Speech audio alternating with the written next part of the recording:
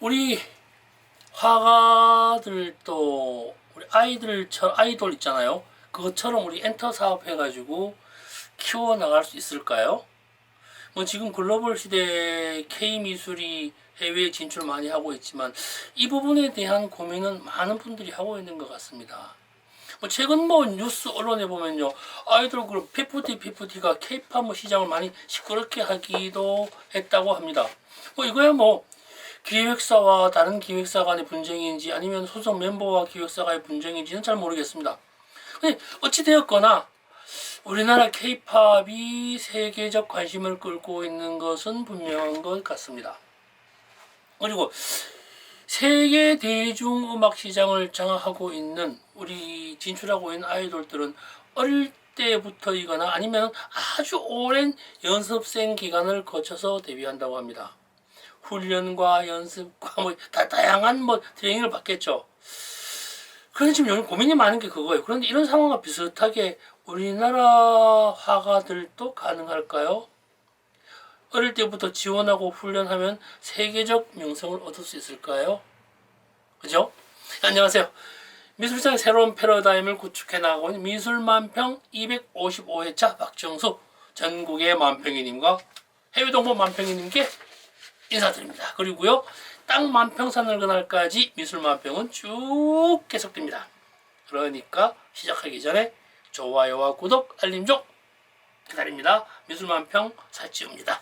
네, 고맙습니다. 이런 고민은 저 혼자만 하는 건 아닌 것 같아요. 주변에 보면 미술 사업 하겠다고 많은 분들이 진출하고 있는데 좀 각가지 어려움을 다 겪죠. 소위 말해가지고 교육비가 상당히 많이 들어가는 부분이 이 미술 산업 분야인 것 같습니다. 저도 갤러리를 하다가 보면요, 뭐 사업하시는 분들도 만나고 많은 화가님들, 내숭아님들 만나게 됩니다.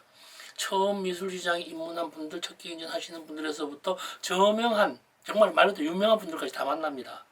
이렇게 만나다 보면 가끔 좀 애매모호한, 좀 안타깝다고나 할까요? 좀 모호한 이야기를 듣기도 합니다. 근데 얘기를 들으면서도요, 뭐 개인적 판단이긴 하지만 뭐 좀 그렇습니다. 어떤 얘기인가 하면요, 아트페어를 나갔는데 갤러리 대표가 자신의 작품을 보면서 뭔가를 추가하고 삭제하거나 색을 바꿔달라는 조언을 듣기도 한답니다.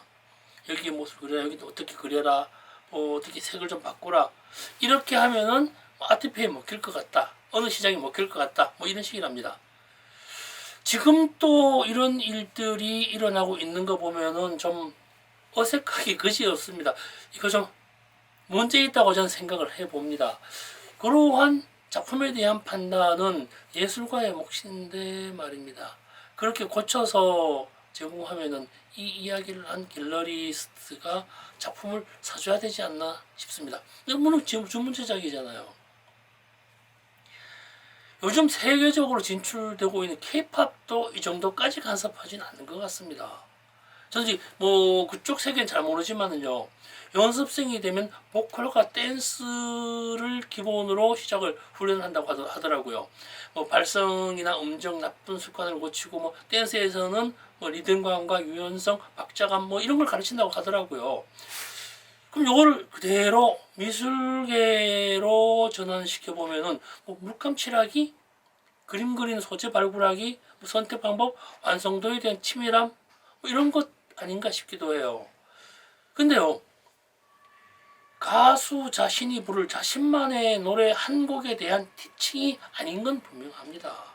이를 뭐 미술적으로 옮겨보면요, 소재나 주제를 제공하지 이를 표현하는 나름의 개성을 존중하고 해결하는 것은 예술가 스스로에게 맡기는 것과 비슷한 것 같습니다.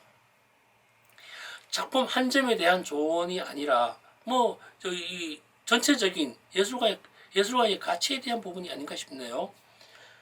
방탄소년단이 부른 노래보다 그 노래를 부른 방탄소년단이 유명한 이유를 생각해 볼 필요가 있는 것 같습니다. 지금 우리나라 미술 시장에는요, 글로벌 확장을 위한 다양한 미술 산업이 만들어지고 있습니다. 회사도 여러 생겼죠. 어디라고 말씀드리긴 어렵지만 6군데 이상이 좀 대자본을 투입해가지고 뭐 이 다양한 활동을 하는 걸로 알고 있습니다. 해외 진출에서부터 장기적인 시각에서 작가 지원하고 후원하고 작품에 대한 마케팅 하는 걸로 알고 있습니다.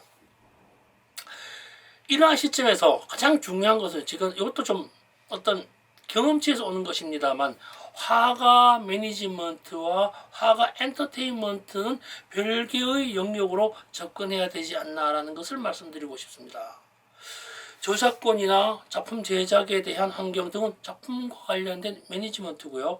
예술가 자체에 대한 것은 엔터테인먼트라는 것이죠.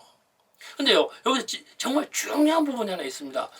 엔터테인먼트 산업의 본래적 정의가요, 사람들의 여가 활동에 대한 컨텐츠 산업이라는 것을 짚고 넘어가야 합니다.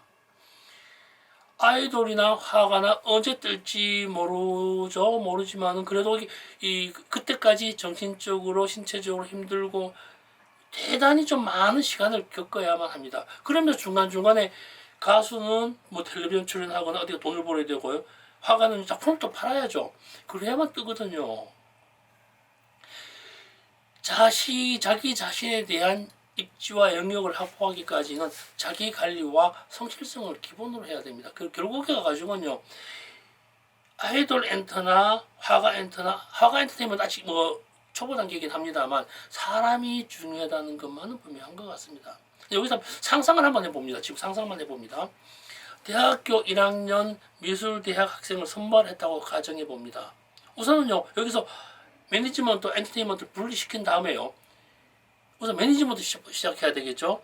작업실과 캔버스, 물감을 제공하고 작품을 제작할 수 있는 환경을 만들어 주었다고 한다면 제일 먼저 뭘 해야 할까요? 아직 작품도 없습니다.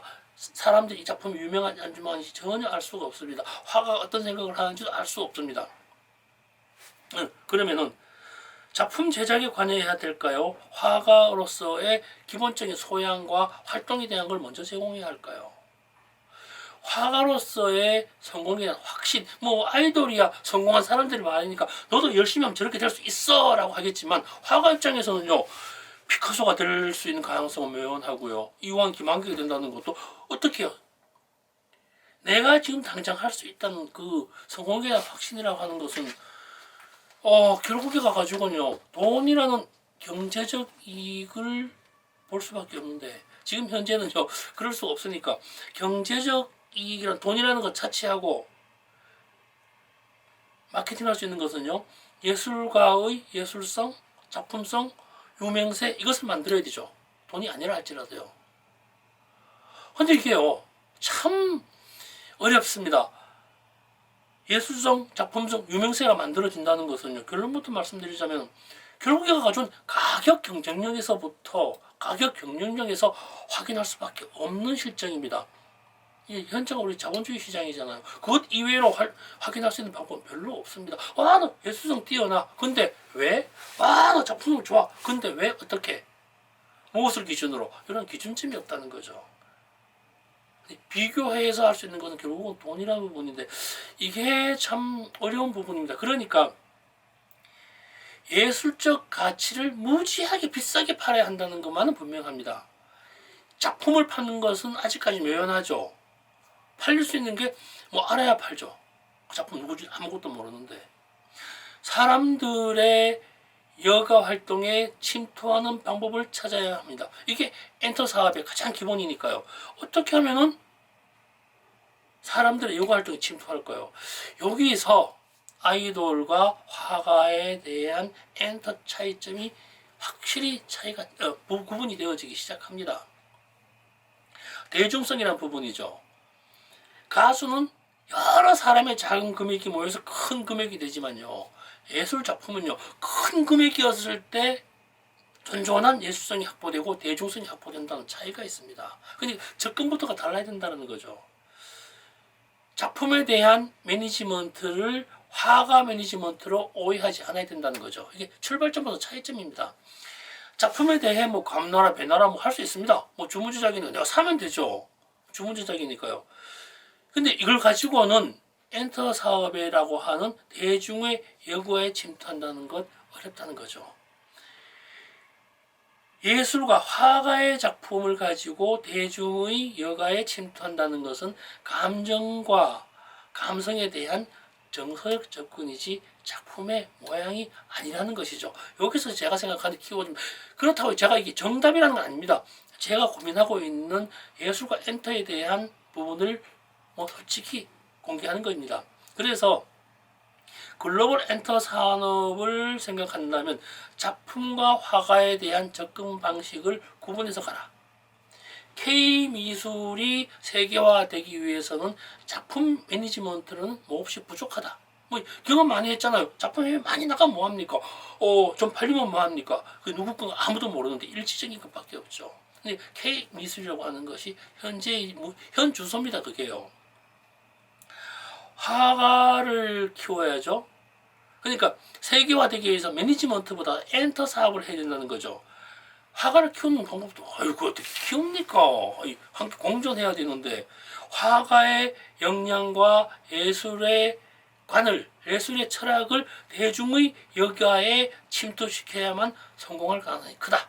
이런 말씀을 드리면서 오늘 이야기 마무리해 보겠습니다. 어떻게 침투하냐고요? 연구하고 있습니다. 비밀입니다. 네, 고맙습니다.